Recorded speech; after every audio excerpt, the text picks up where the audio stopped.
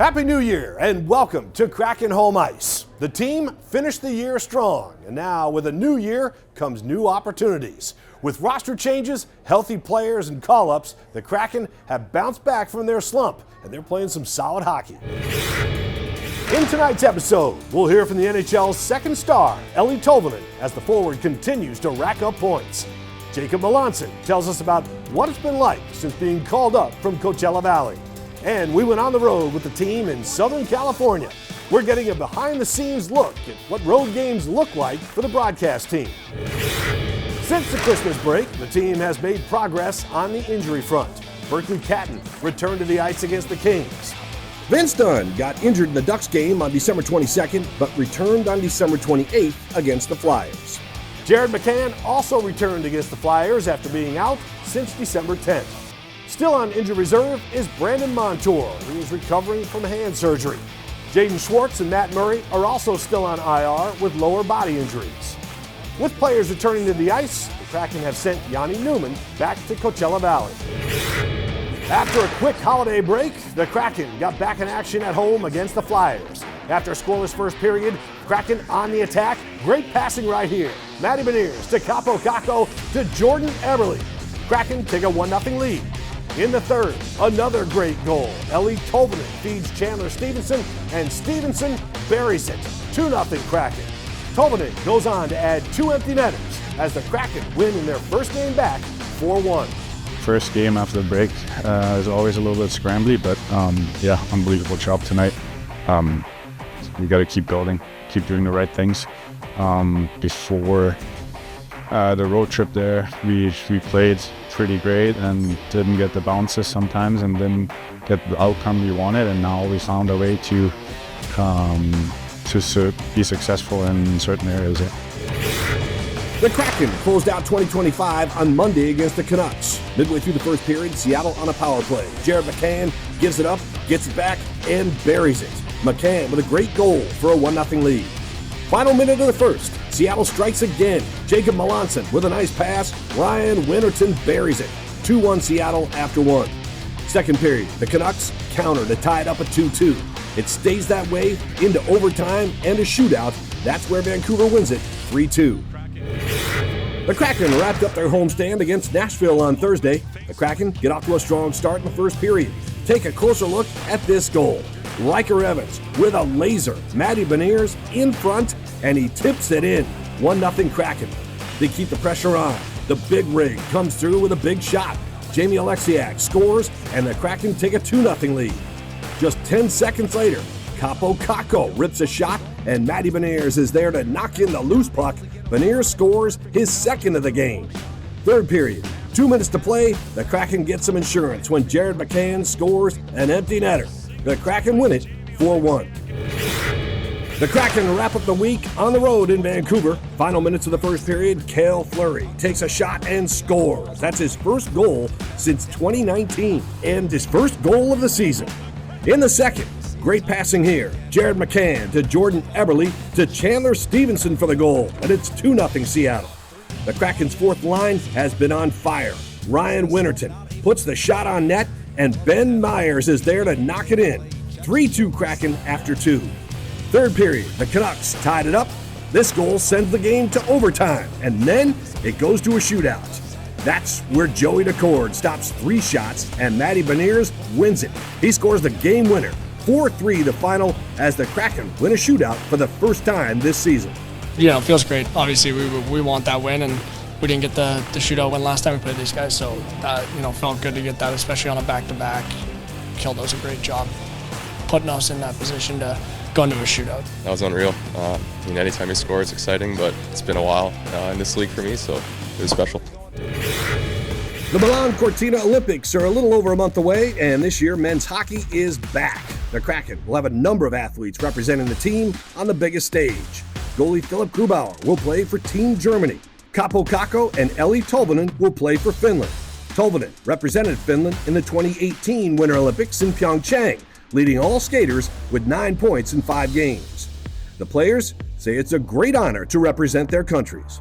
It's been a dream of mine, playing the best on best hockey tournament and represent Finland for sure. I wanted to make the team for sure. Like that was one of my goals for this season, and like I said, I think everyone wants to play for those games, and you know, all the best playing against each other. It's been a while when that happened last time, so I'm excited. It's a huge honor. Like, we don't get to put on a national team jersey a lot of times, so it's definitely a dream come true, and really excited for the opportunity. Eeli Tolvanen is on a hot streak. Named the NHL's second star of the week, the forward has been consistent when it comes to producing points.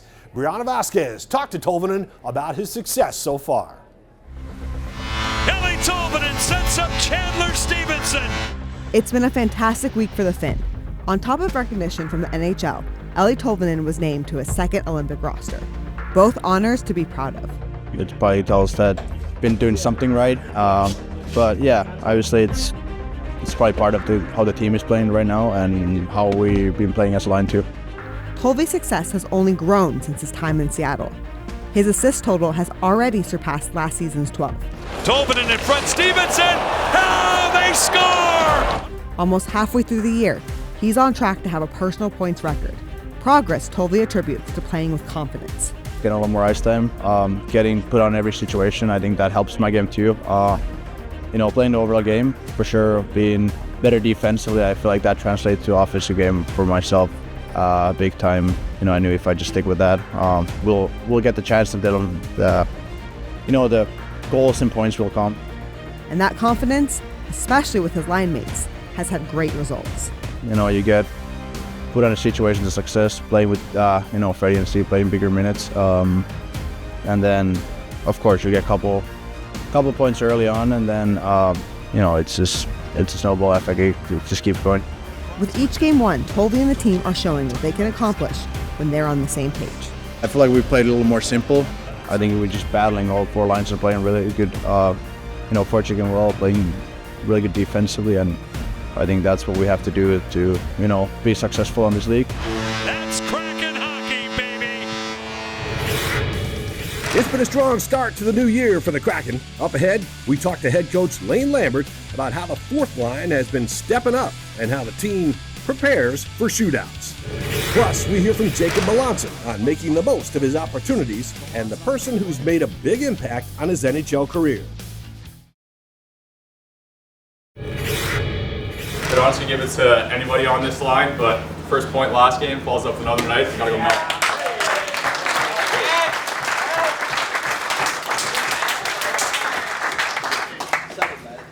Great win, fellas. Let's get another one tomorrow and keep it going.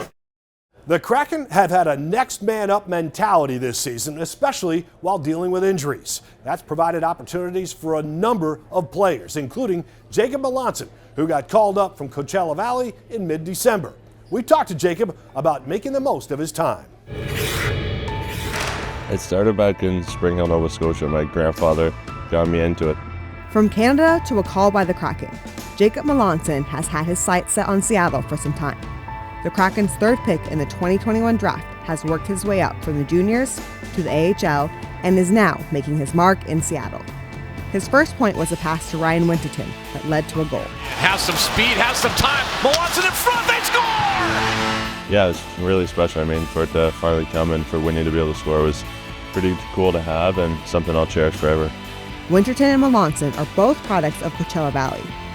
The Firebirds have provided much-needed firepower for the Kraken this year, proof of the hard work being done in Southern California.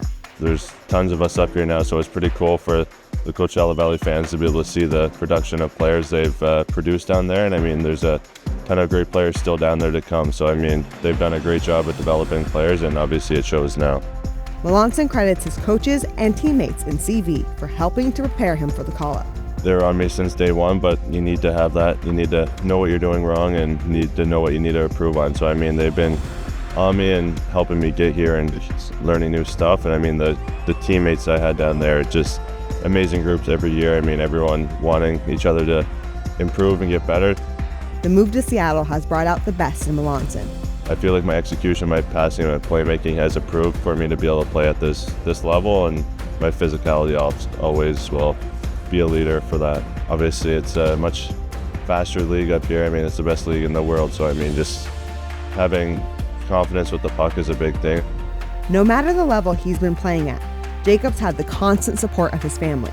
I didn't really have AAA hockey back in my hometown, so my family traveled everywhere to get me around to where I needed to be. So, I mean, I can't thank them enough for taking a lot of time out of their busy schedules to get me to the rink, get me everywhere I needed to go. Melanson's living out the dream that started with his grandfather. He'd just be so proud, and I mean, he always told me not to shoot at the goalie because you can't score that way. So, I mean, he's probably telling me that right now, trying to get this first goal. So, I mean, I miss him, but I mean, I know he's looking down on me proud. And it's crazy. I mean, it's just for any kid out there, whatever you want to do, stick to it and keep working hard, and good things will happen. The Kraken went on a nice run around the Christmas break, winning 4 straight games. And that included winning games on back-to-back nights for the first time in a long time. We talked to head coach Lane Lambert about what he noticed about his team during that stretch. I thought we were doing a lot of good things when we weren't winning, which was actually encouraging. The results were not, but certainly I felt like we were doing a lot of good things. I felt like it would turn around. I think our guys, the commitment level was there, but I just felt like everybody was, a little bit more connected, a little bit more cohesive, playing for each other. And I think from that standpoint, when you got 20 guys pulling on the rope together, you're always going to have an opportunity to have success. And I will say this, our goaltenders were great. Yeah, and that's always where it starts, it feels like. How about as far as Eddie Olczyk during the broadcast the other night made a point to say that he gave you a lot of credit for getting a sense and a vibe of what your fourth line is about, and the fact that they were playing some good hockey and you put them back out there and they produced for you. Is that something where you just pay attention to maybe what lines are going well and throughout the game? Well, I think you do that for sure, and actually individuals, like there's times when an individual isn't going well, and you can't go well on 82 games. You want to, and you kind of ask yourself, why can't you? But it just, certain nights, guys are just having off nights, so you have to move people around a little bit. As far as the fourth line goes, Melanson has come in here.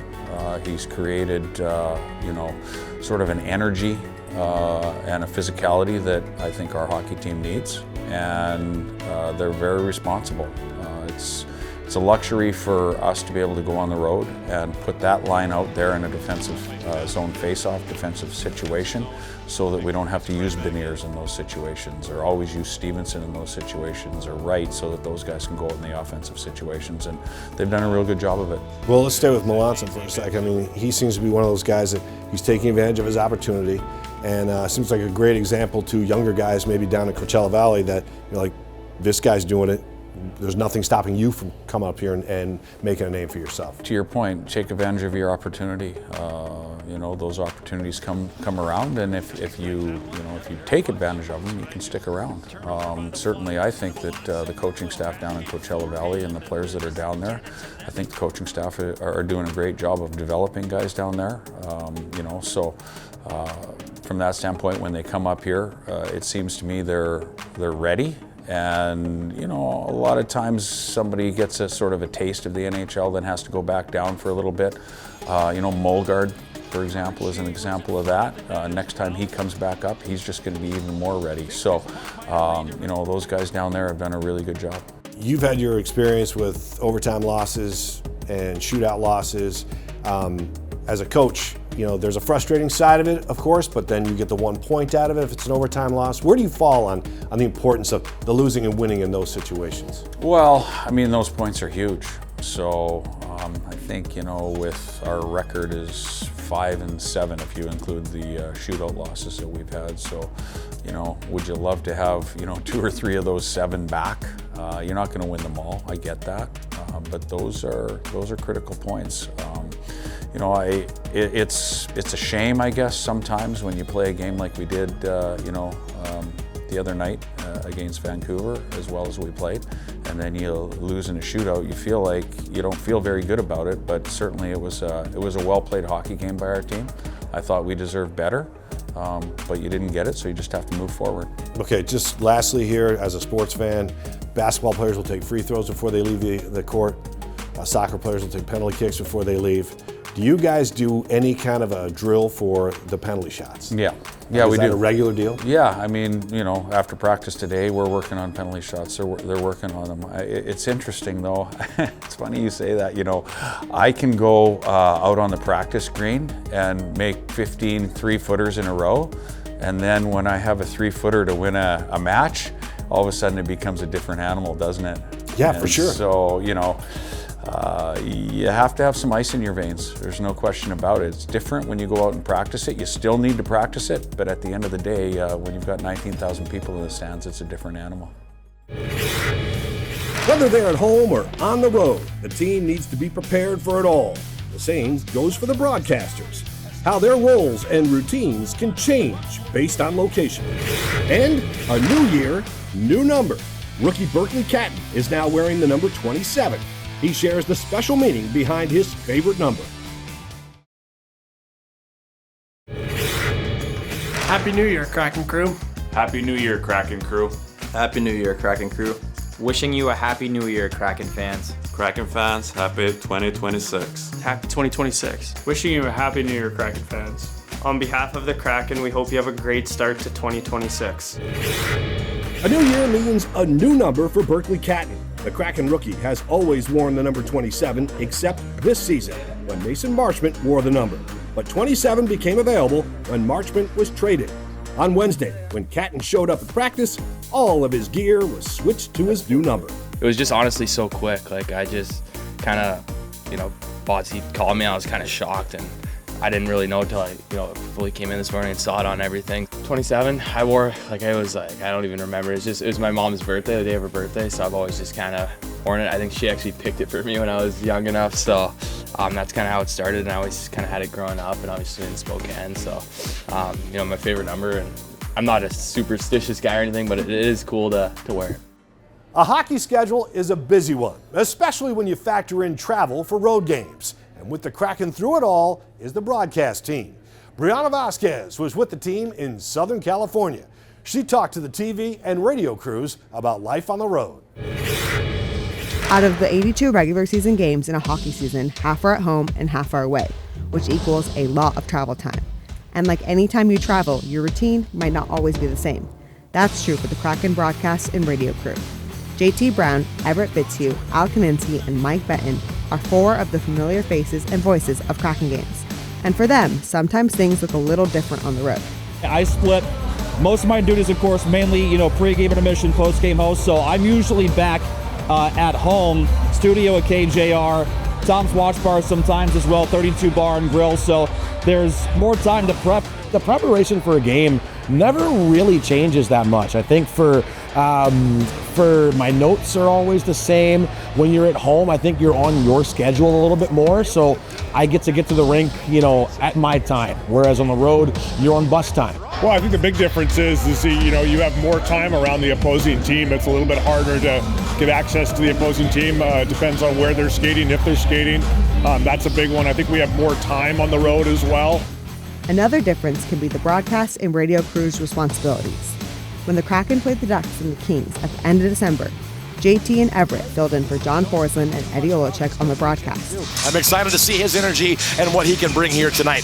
Which then had Mike sliding into the play-by-play role alongside Al on the radio. The Kraken looking to run the table here in the California back-to-back. For me, it's about taking the information I want for morning skate and then assembling it into my whole day and using my time wisely here. I want to make sure that my spotting boards are up to date as well, that I've got a few tidbits written down on paper that Al and I can volley for conversations back and forth. Doing a TV game, it's a lot of fun, but it's a different beast. It's a different animal. When I'm on radio, I've got my scorebook, I've got all of my notes and all my sheets. I can look down, I can read, I can write stuff down. There's a little bit more memorization when it goes on camera, and that's another big thing. You're on camera. Good evening once again, ladies and gentlemen. Everett Fitzhugh alongside JT Brown. It's a lot of little small things that go on in the back of your mind. I prepare like it's the exact same. Obviously, when there's 3, when you have 2 analysts or going through, whether Edzo's there,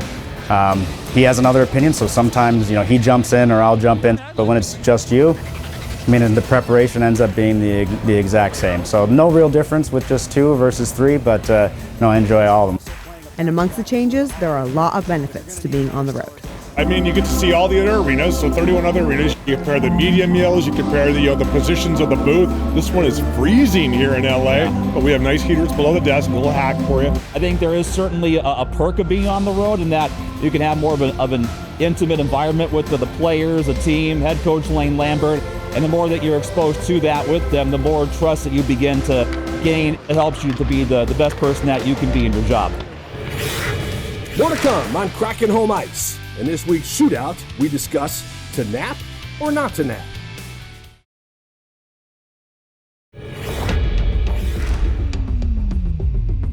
Throughout the hockey season, rest becomes paramount for players, and that includes pregame naps. In this week's shootout, we asked the players if those naps fit into their pregame routines. Always have to have. Must have, but it's shortened every year, I think. So it's probably 30 minutes, a nice 30-minute nap. Absolutely. Probably around an hour. Must. Always, yeah. Must have. Always. Always. Must have. Yeah, most of the time for sure. Must have, I would say. Yeah, must have. It's changed as I've gotten older. I can't really nap as the same way I used to, so I think now I'll say never. Must have. Definitely need pregame naps. Yeah, need those. Must. Must have. In between, it's kind of changed now that I have kids, but yeah, it depends.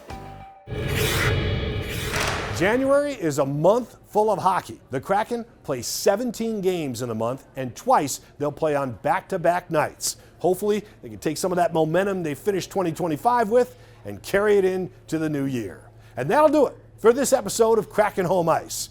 Thanks for being with us. We'll see you next week.